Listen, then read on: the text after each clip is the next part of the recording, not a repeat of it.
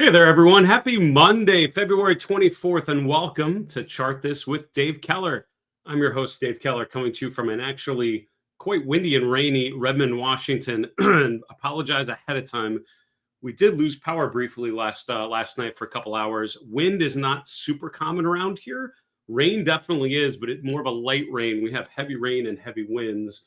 We got a lot of trees in this part of the country, and unfortunately, tends to cause havoc with electricity and internet. So if I drop off for some unknown reason, I'm sure I'm fine. We're just lighting candles and kind of weathering an unseasonable, windy, rainy period here in the Pacific Northwest.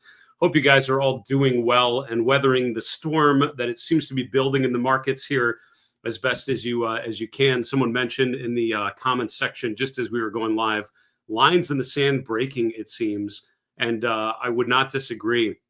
And I would say, it depends on what you're looking at, right? With things like the S&P, lines in the sand still holding. When you look at Meta, lines in the sand still holding. When you look at Amazon, less of the holding part, right? And I think that is the challenge that we're seeing, right? At the end of a bull market phase, near the exhaustion point, near the end of the bullish run, you often find declining breadth and declining momentum. And I think we've seen both of those things. We've documented them hopefully very well here on the show for all of you. And so then the question is, well, what confirms those warning signs are true? And then we're actually breaking down. And that comes down to price breaking down through support levels that you set. And I am 100% would agree. I'm seeing some of those levels break, not all of them, and not enough of them to think, okay, this is clearly a really dangerous market environment. But boy, it feels a lot less rosy right now as I'm reviewing the evidence, as I'm looking at sector rotation. That's where I would say one of the biggest changes we've seen are some of the more defensive sectors like healthcare, like real estate popping higher, for example. Today, those are your top two sectors. Let's review all the charts here together and all of the evidence in the markets as we get to our market recap. And again, thanks so much for all of you tuning in on all the different live streaming destinations we have going. We're currently live streaming on YouTube, X, Facebook, and LinkedIn. And I appreciate you tuning in on any of those platforms live. If you are watching live, you're welcome to ask questions along the way. Kind of keep my eye peeled during the broadcast. And then at the end, I'll try to take a question or two before we wrap for the afternoon. Anything we don't get to, we will hopefully select for our all mailbag episode. We had a great all mailbag episode on Friday, and if you missed that one, I would encourage you to check that one out. It was a really good one, some really thoughtful questions from all of you over the last week. So please keep the great questions coming, and let's get to it.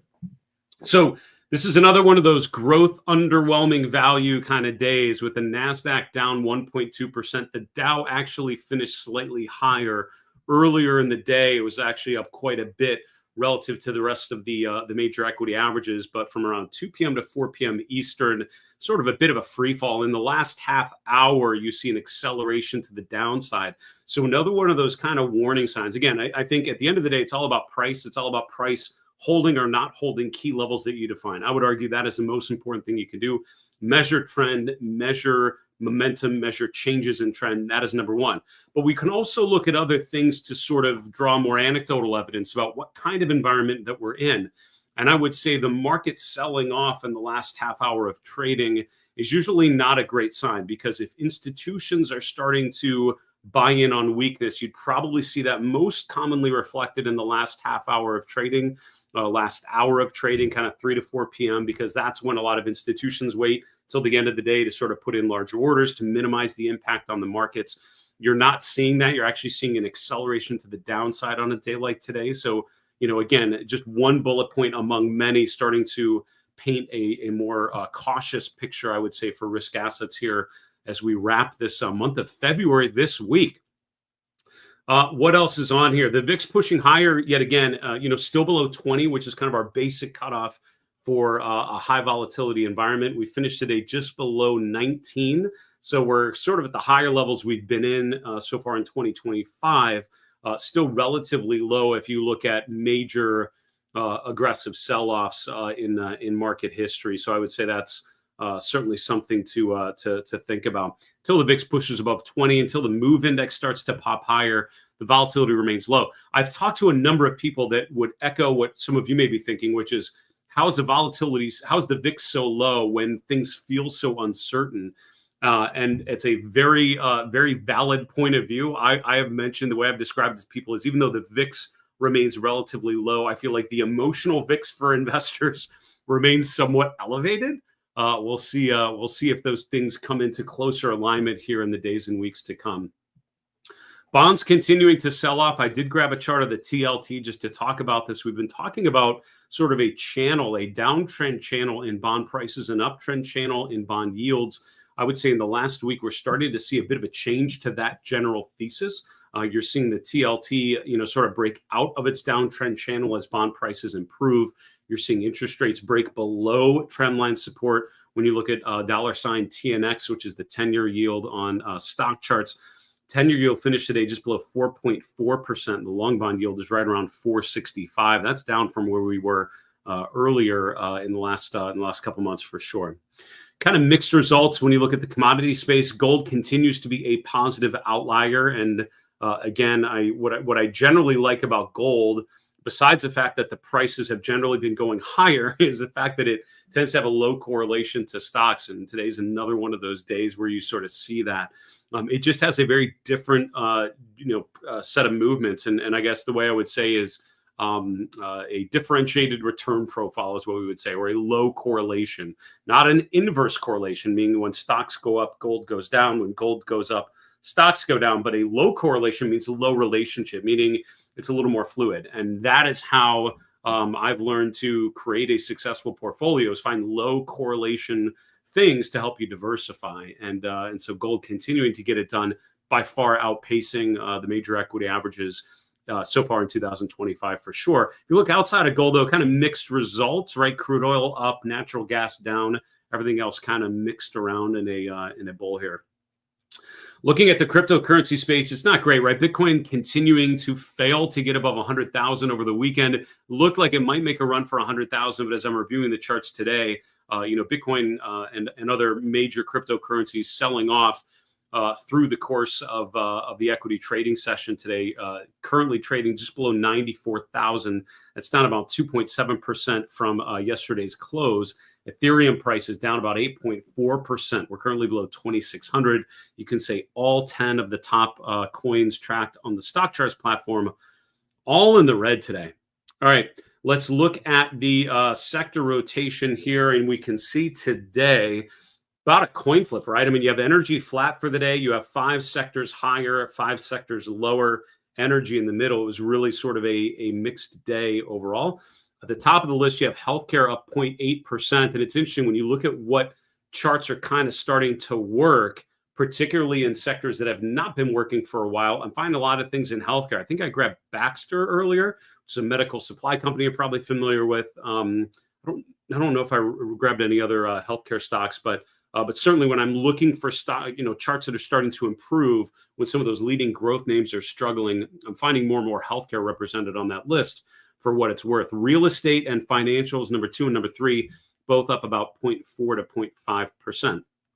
On the downside, technology by far outpacing everything else, down 1.4%. Utilities, which is traditionally a defensive sector, but has recently taken on more of a growthy tilt due to the power requirements of big AI and big tech and big communication companies, down about 0.5% today. Industrials not far behind, down about 0.5% as well. In terms of the breadth conditions, it actually kind of mixed today. It's kind of an interesting day, depending on what benchmark you consider. The breadth was actually pretty good or pretty bad, right? So look at the NASDAQ composite, 2 to 3 down versus up. Decliners far outpacing advancers. Look at the S&P 500. Almost the opposite, 57% up, 43% down. The New York Stock Exchange is probably the broadest index represented here. More decliners and advancers, 54% we'll call down, 43% up. So, generally kind of a weaker day than a stronger day, although it's worth noting the S&P's breadth was more bullish than the other benchmarks. I did want to highlight, by the way, our market trend model. I did grab our main market trend model chart to talk about when we get to the chart review portion. As a reminder, this is a weekly model that I run every weekend. when I'm writing my weekly flight plan for my market misbehavior premium members, we always start with the market trend model. That has become a very important way that I assess the trend on 3 different time frames for the S&P 500. And I also run that model, as you can see, on other benchmarks as well. Short answer is the short-term model turned bearish as of Friday's close. That's the first time we've turned negative in 2025. It did turn bullish, I think, the first or second week of the year, and now just turning bearish. The short-term model turned bearish, I think, 4 or 5 times through the course of 2024. Those ended up being, each of those times ended up being pretty decent buying opportunities eventually. But the medium-term model turning negative is what would really start to get me thinking more defensively. The medium-term model for my main market trend model remains bullish, although you can see for mid caps and for small caps, it actually has already turned negative. So we're at a point where my market trend model is starting to pick up on the short-term distribution, the short-term time frame telling me bearish, the medium-term time frame and long-term time frames, of course, still bullish. And that's kind of what a lot of charts feel like, right? A chart like Meta or Palantir, it's kind of what it feels like. I know the big, significant declines feel pretty painful, but we've been in such an uptrend for so long. The charts are still pretty good over the medium term and long term basis. It's the short term that's become very disrupted. The problem is short term losses can turn into long term losses. We just need to break key support levels. And that's why we'll focus in on those charts for sure today and in the days to weeks and weeks to come. Looking at this group of leading growth names, what I call the Magnificent Seven and Friends. Let's see, Apple, the only one in the green today, up 0.6%. Everything else was down. The biggest downdrafts today, Nvidia down 3.1%, Meta and Tesla down just over 2%. Amazon, probably the most concerning chart of all of these, I would say, and there are a number of them I'm a little concerned about, but Amazon, right? Because Amazon's actually breaking through short-term support, right? So an uptrend is a pattern of higher highs and higher lows. Amazon is arguably putting in a lower low this week. That's not great. I actually just wrote an article earlier today on stockcharts.com. So if you follow my work there, my blog is called The Mindful Investor. Talked about Amazon, looking at the daily and weekly charts and breaking down some of the key levels. And again, I'm concerned about what's happened after a clear bearish momentum divergence, which we'll talk about here in a short while. All right, getting to the market carpet on stock charts. This is a heat map style visualization. Allows us to look at a high-level overview of market conditions, focus on individual names and themes within the 11 S&P sectors. So what stands out? I mean, you sort of stream of consciousness style. Of course, I'm drawn to some of the biggest names that are down: NVIDIA, Broadcom, Meta, Amazon, Tesla. And this one hurts a lot, and I will tell you why. One of my favorite ways to think about institutional rotation from offense to defense and back is looking at consumer discretionary versus consumer staples. And I've shared this chart on the show in recent weeks a number of times. I don't think I grabbed it today, but it's a simple ratio looking at consumer discretionary versus consumer staples. The idea being that consumer staples tend to be important regardless of economic conditions or your personal financial situation. Consumer discretionary tends to be much more sensitive to the state of the consumer and willingness to spend money on things that they don't necessarily need.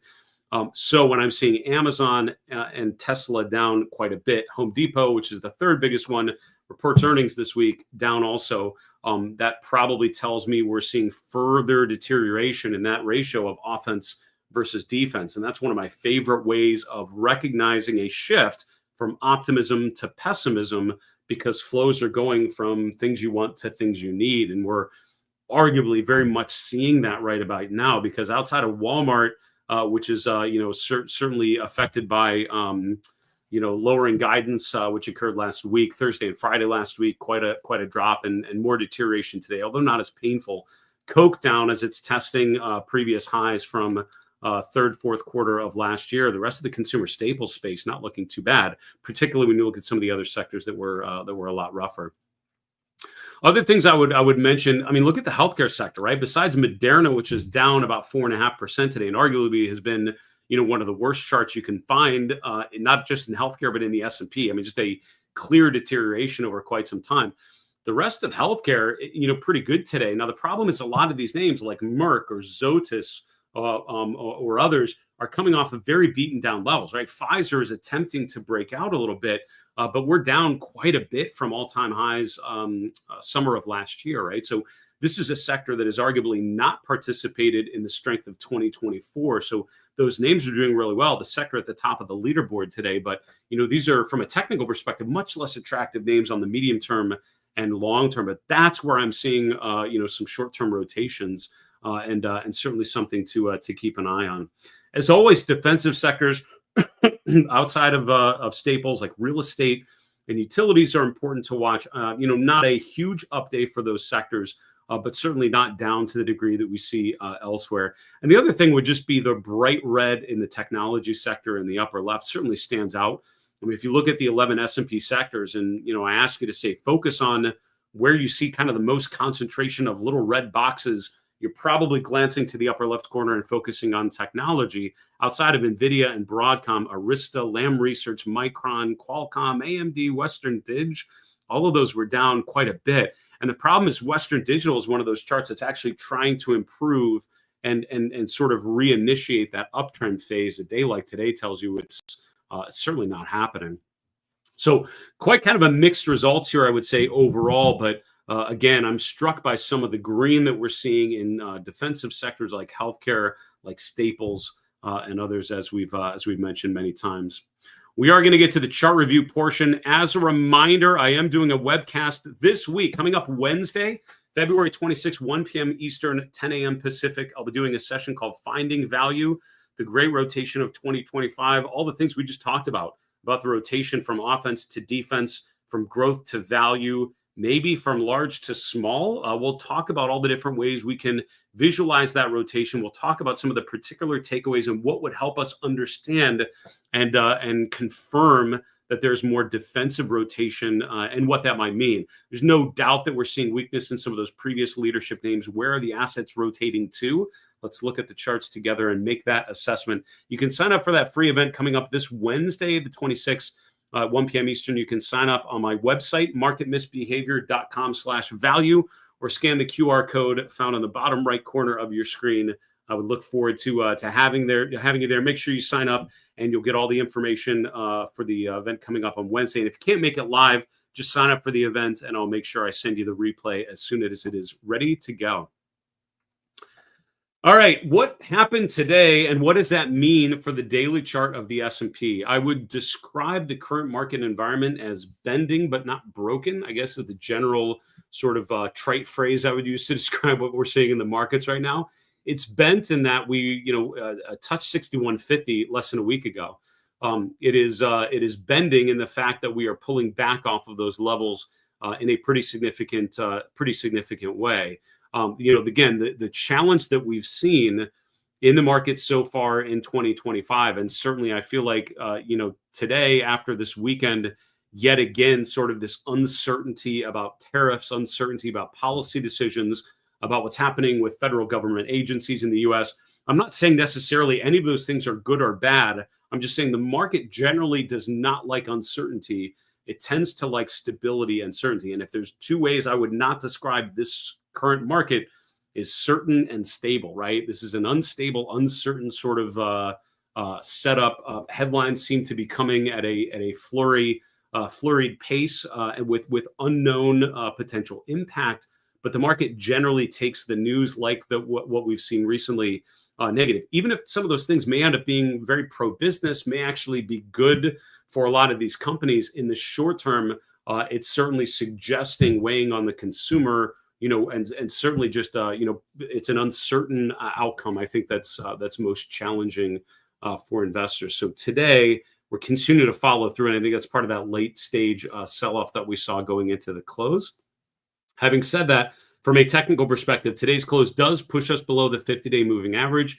General way to think about that is an initial close is just an initial signal. You want to see if there's follow through tomorrow, right? So when you have a break of a support level, you see further follow through, what we'd call confirmation the next day. So I think that's why Tuesday's session becomes pretty important, because we've had a number of times where we've tested the 50-day moving average over the last 6 weeks. None of those have held. We've actually bounced back off of those levels. We'll see if we're unable to hold it here. If we would break down further, again, the 58.50 level, still the level that I think is important to watch. When in doubt, zoom out. If you take a step back from your monitor, you'll see that 58.50 level is an important pivot point. That's the swing low from mid-November. That was a price gap from early November. The lows from mid-December into early January all sort of toyed around with that 58.50 level. But every one of those times, we rallied off of there. So you look for that time where we're unable to rally off of 58.50. That's where I think we could be set up for much further deterioration. So for now, short-term pullback within a long-term uptrend. The way this becomes more of a long-term sell-off is we're unable to hold key support levels. I would say 58.50 is the level that I'm watching. For now, the momentum is kind of neutral. To be honest with you, we are in the middle of this range from 58.50 to 6,100 that we've had on our charts here for a couple months. So we're literally dead even. The moving averages in terms of the 50-day are now almost even, flat. So overall, it's wait and see mode. Let's see which way we would potentially break. I mentioned the market trend model. Here's my the market trend model that I feature, and as a reminder, you can access live versions of some of the charts that I use on stock charts. If you go to marketmisbehavior.com/charts, you can access a live version of what I call my market misbehavior live chart list. And these are charts like this and many others, key market indicators that I track with annotations that I'll update through the course of the week.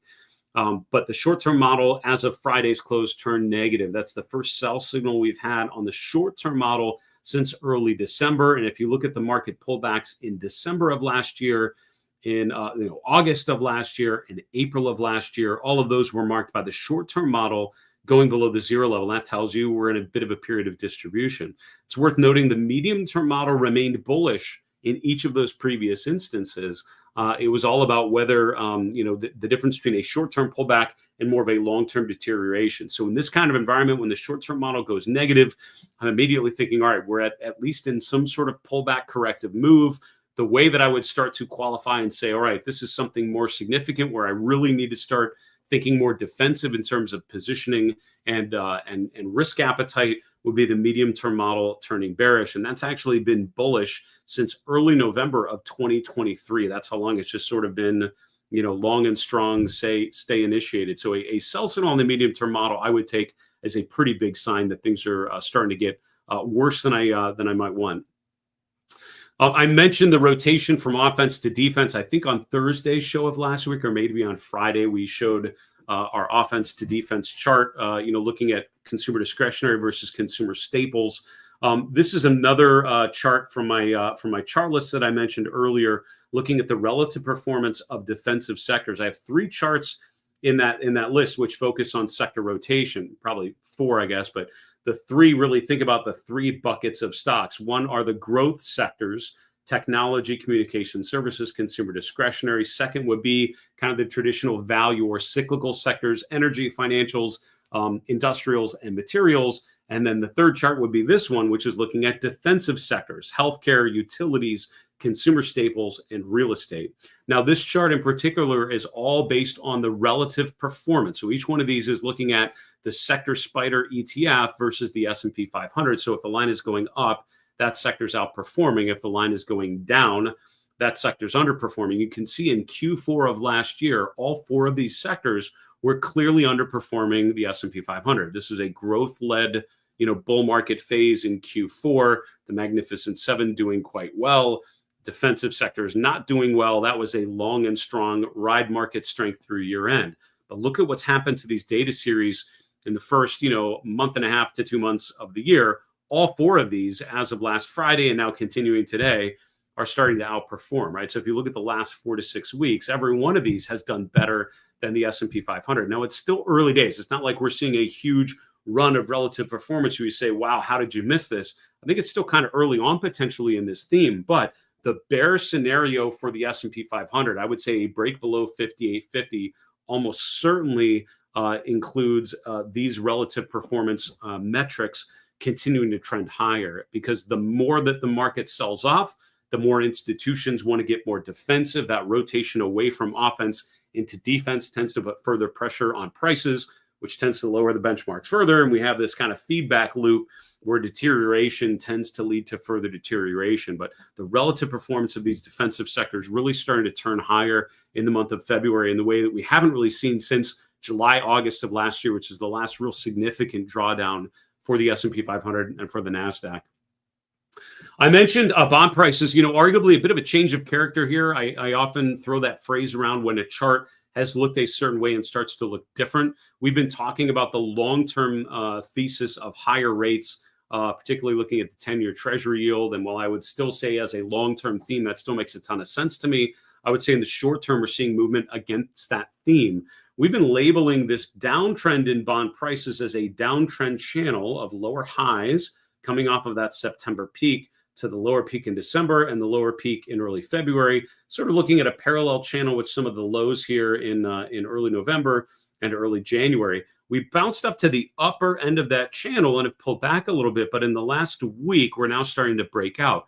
The 10-year Treasury yield and an uptrend channel off of the lows now starting to break down a little bit. So it certainly seems that tied into this sell-off in equities, we're seeing a rally in bonds, almost a rotation to the relative safety of bonds, and then bond-like stocks. So it's sort of like a move to yield, right? A move to income, and bonds are paying a pretty decent yield here. Some stocks like utilities and real estate are paying a fairly decent yield as well. And it looks like investors are searching for yield and leaning away from some of the previous growth leadership names. So bond prices appear to be breaking out here in the last couple of days. One thing that does not seem to be breaking out is cryptocurrencies and Bitcoin continuing to kind of languish in this sideways trend phase. If you look from kind of Thanksgiving here in the US, late November, to where we're at now in late February, the price of Bitcoin is pretty much where it was the last week in November. We've traded up as much as 108,000 and change. We've traded down to around 92,000 and briefly below there, but the market has repelled advances above that level and has also repelled breakdowns below 92,000. We are reapproaching that support level. Now that has been tested a number of times here in the last 3 months. Every one of those times we've traded briefly below before trading higher. I can't guarantee that there's going to be support there in Bitcoin again, but it's certainly a key level that I would watch, because I would say below 92,000, if we kind of break that line in the sand, then from a technical perspective, it's hard to describe that chart as bullish, because that would mean a very clear double top pattern. That would mean breaking the swing lows over the last 3 months. I would say that's a chart very much in distribution. And what you will see me do immediately in that scenario, by the way, is start drawing Fibonacci retracements from the September low to the December high, starting to talk about potential support levels, perhaps even the 200-day moving average, which hasn't been seen since October of last year. We'll have to talk about further downside objectives. For now, it's whether 92,000 can hold. That's the question I would say this week. All right, to finish off our chart review, then I'll take a question or two, and we'll call it an afternoon here on Chart This. I want to focus on some of the stocks. Now, again, I think the biggest change that we've seen in the last week, really, and in the month of February, is leadership names like Meta, which have been do no wrong, long and strong, up and to the right kind of charts, starting to pull back a little bit, right? And Meta in the last 5 sessions has been pretty rough. We're down another 2.25% today. Here's the thing, though. Are we still making higher highs and higher lows? We are. Is the momentum still in the bullish range with an RSI above 40? It is. Are we still above 2 upward sloping moving averages? We are. So when you talk about getting scared out of a winning position, something like Meta, I wouldn't describe as a broken chart yet, right? I mean, it's certainly not going up on the short-term time frame. On the tactical time frame, it's pulling back quite a bit. Previous pullbacks have ended up being great buying opportunities. Now, if you look at the chart of Meta, you'll see a bunch of times in the last 6 months where we've pulled back to the 50-day moving average. We've either found support right there, we've pulled briefly below, but then we've rallied higher. If you look to the left on the chart, you'll find the previous swing lows, which tended to hold. I think that's the challenge for these charts right here. Is this a buyable pullback within that uptrend phase? I wouldn't be surprised if names like this recover after pulling back a decent amount. The way you can tell that it's something deeper and more significant would be we fail to hold things, right? Meta blows through its 50-day moving average like it isn't even there. then I would start to question whether this is still a good uptrend. The RSI breaks below 40 and just continues to go lower, and there's no buyers coming in buying on the dips. Now you're looking to see if the dip buyers emerge. As of today, they're not, but we'll see. So Meta, I would say, still okay. Palantir, still okay. One of the interviews I did last week at the Las Vegas Money Show for the Market Misbehavior podcast, I'm still working on getting all the raw audio video, but I'll get it out to you as soon as I can. I spoke with Keith Fitzgerald, who's a principal at the Fitzgerald Group, also based in the Pacific Northwest.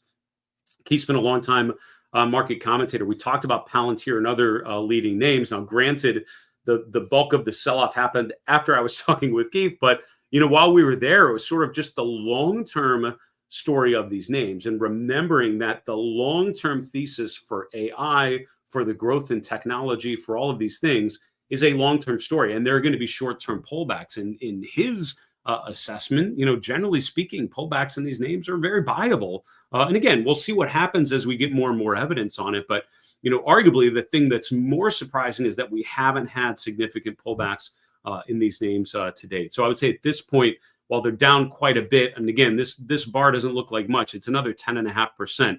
So the problem is, if you've been riding Palantir up to 125, we're down to 90 in less than a week. That hurts. And I know that's a big move, even though it doesn't look like it from a technical perspective. Problem is, we're coming up in an accelerating uptrend over the last 6 months.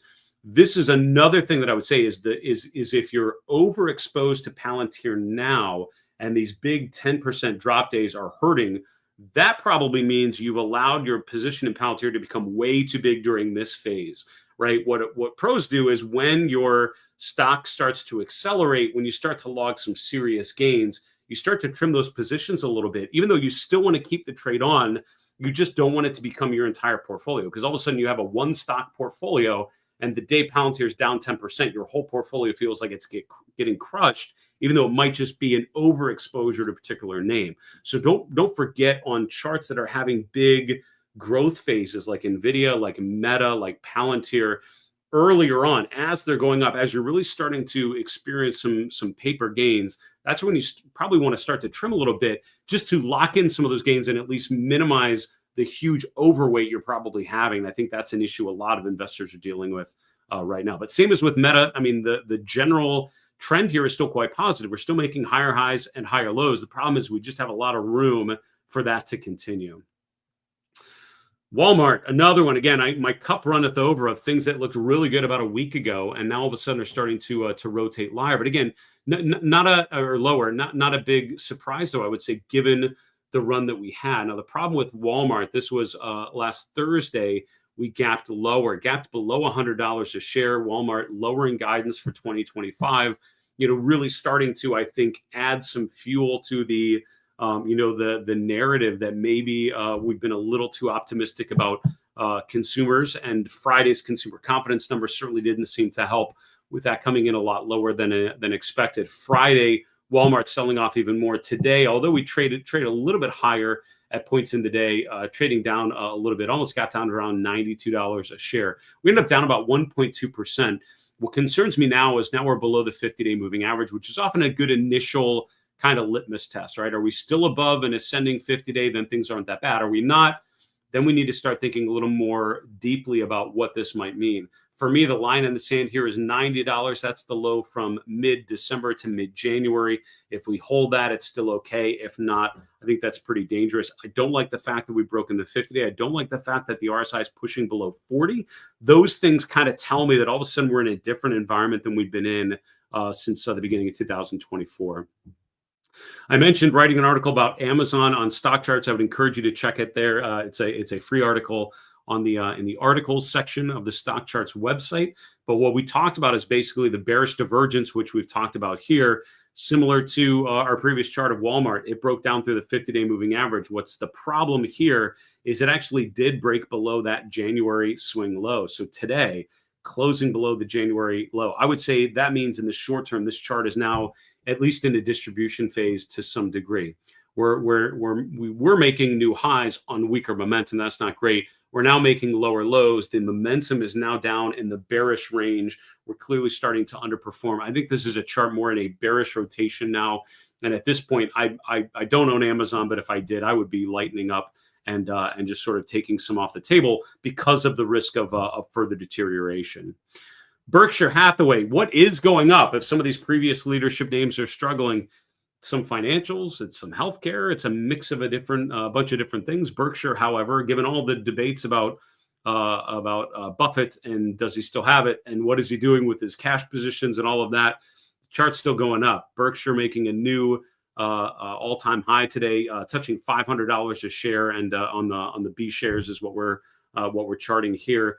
But overall breaking higher. And so it's a reminder that within the financial sector, Berkshire honestly is more of a conglomerate with some different weights in a lot of different sectors, although it's bucketed with financials. It's almost its own thing, kind of a conglomerate of industrials and financials and reinsurance and all those sorts of things. But from a technical perspective, breaking out, and that's coming after a test of 440 from November into January, now going to the upper end of the range and breaking above there. And full disclosure, I do own Berkshire in my own accounts.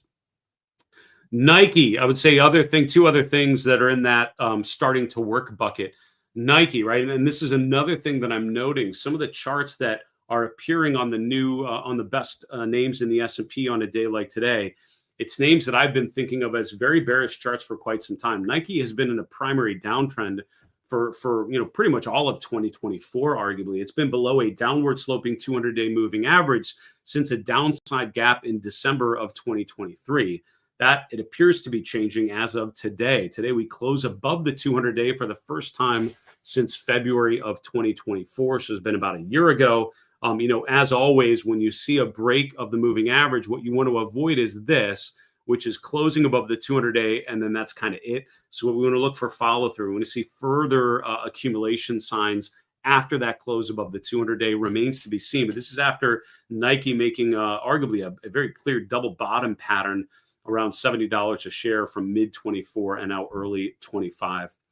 Baxter, another one of those. Now, again, great that Baxter, which is in the medical supply group and healthcare, gapping higher last week on earnings, trading higher Friday, trading higher again today.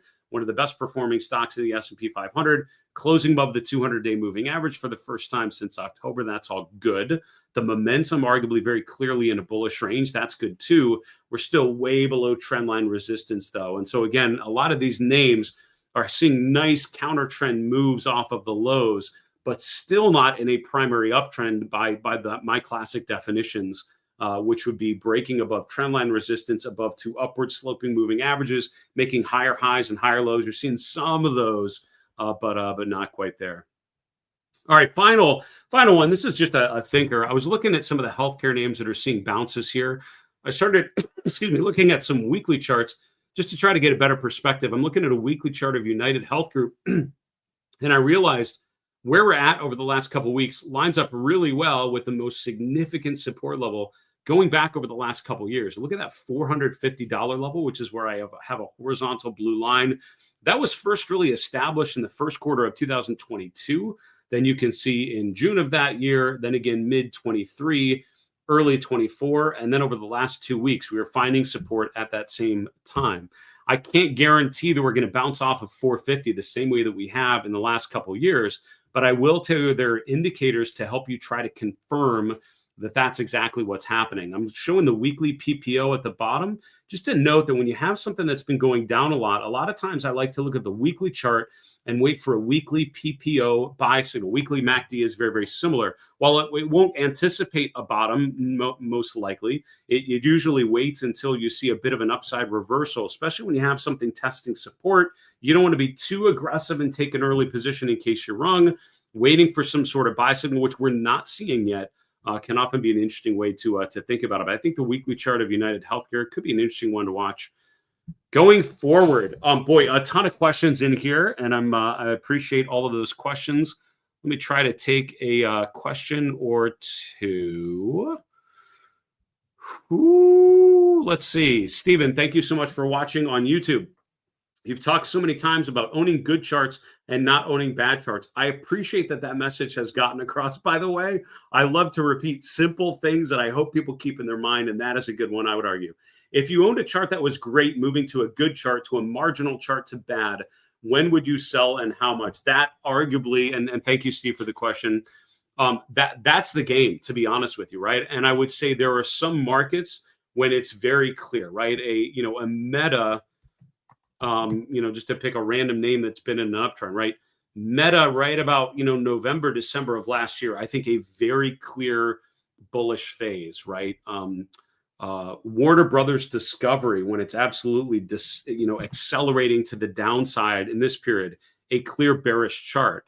At some point, a bearish chart becomes a not so bearish chart. It starts to stabilize and then it starts to improve, right? So where on this cycle do you actually do that? And I guess the opposite would be to your question, right? If you have a chart that's been working for so long, at what point do you decide it's no longer going up and you need to maybe lighten up on your position? At what point do you decide it's breaking down and you need to get out of the way? There are a lot of different techniques and tools to try to do that. I actually did a presentation at the Money Show last week, and I'm going to be doing another presentation at a Money Show virtual expo in March. And as soon as I have the details that I can show you, probably next week, I will share with you. I think it's mid-March. It'll be a virtual event, so if you missed the live event in Las Vegas, hopefully you can check out that one. But the presentation was called "The 4 Deadly Sins for Investors." We talked about buying too early, buying too late, selling too early, selling too late. 4 things that happen to pretty much all of us. I'm sure you can all think of examples of where you've done probably all 4 of those things, if not a couple of them, pretty often. That's the key, right? Is sort of pinpointing that timing. What I would say is what you want to do is look back at positions that you've held or positions that you've struggled with. Look at the charts. Think about what indicators, think about where you have been most happy unwinding a position, and then look at what indicators would have helped you identify that period. And the reason why I can't say this is the way you do, I think a lot of practitioners like myself out there will tell you, don't worry, this is what you need to do. I'm not comfortable sort of prescribing an activity because I think it depends, right? We may have very different timeframes. We may have very different approaches, more conservative, more aggressive. We may be using different instruments and all of that. So I think what works for me may not necessarily work for you. What I always encourage people to do is sort of back into it. The same thing with buy ideas, right? Go back to think of what's a stock that you either bought or that you wish you would have bought at a particular moment. Bring up that chart around that date and look at what the technical indicators that you follow were saying, right? What were they telling you about the conditions just before it was at that point you wanted to own, and think about that configuration, what it tells you about that particular situation. The final thing I would tell you, and I know I'm kind of talking around an answer as much as I can. The other thing I would keep in mind is I would say individuals often think in extreme. They think in absolutes. I either own 100% of position or 0% of a position. And what a professional investor would do is ladder in or add to positions that are working, remove some or lighten up on positions that are starting to not work. So if you're concerned about an initial breakdown, you don't have to sell all of it. Sell a little bit, right? Take some off the table, which means at least you're limiting. You're taking some off and logging some of those gains, but you're leaving some on that it goes up. So think about where you would unwind partial position, take a partial close, where you would continue to unwind the entire position. Hopefully through the course of this show and through the other content that I do, you see how I use indicators like moving averages, how I focus on lines in the sand. For me, that's a big one. So on all these charts where I say the line in the sand is X, what that implies, although I'm not really saying that too often, what that means is if we break the line in the sand, I usually go find something else to do with my money. If the chart tells you it doesn't deserve to be in your portfolio anymore, go find something that does deserve to be in your portfolio. The great thing about owning stocks, by the way, is that you have tens of thousands of potential investments that you can pull the trigger on at any given day. And that's one of the benefits of trading individual equities. That was it. That was a longer-winded answer. Sorry for that, but hopefully gave you some things to think about. And again, I hope through the course of what we do on the show, and if you really want to dig into some of those themes and really get a more practical toolkit to make those assessments, that's what our Market Misbehavior Premium membership is designed to do, is help answer questions and help give you tools and techniques to really time entry and exits a little bit better. You can find that out at marketmisbehavior.com/premium if you're interested. That is it for today. Thanks so much. It doesn't look like we lost power or internet. I am very thankful for that, and I hope to be live with you again tomorrow. But in the meantime, I wish you very well. And remember, it's always a good time to own good charts. Have a good night, folks.